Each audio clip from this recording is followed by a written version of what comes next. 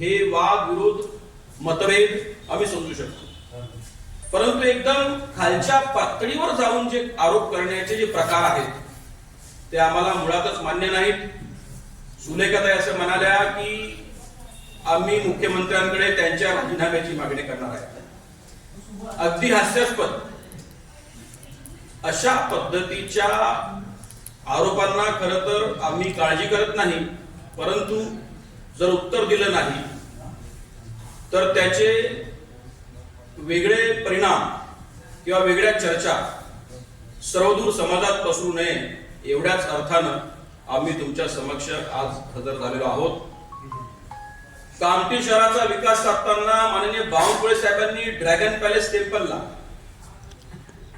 एवढा निधी दिला की आज शहरामध्ये जिल्ह्यातही राज्यातही आणि देशातही आणि आंतरराष्ट्रीय स्तरावर देखील एक ड्रॅगन पॅलेस टेम्पल म्हणून त्याचं नाव झालेलं आहे. यामागे आदरणीय मुख्यमंत्री देवेंद्रजी फडणवीस साहेब असतील, सन्मान्य गडकरी साहेब असतील किंवा बावनकुळे साहेब असतील, या सगळ्या नेत्यांनी त्या सगळ्या गोष्टींमध्ये हातभार लावलेला आहे. असं असल्यावरही एका क्षुल्लकशा निवडणुकीच्या संदर्भात एवढी आग्रही भूमिका मांडत अगदी खालच्या पातळीवर आरोप करणे हे एका सुज्ञ राजकारण्याला शोभण्यासारखं मला तरी निश्चित वाटत नाही.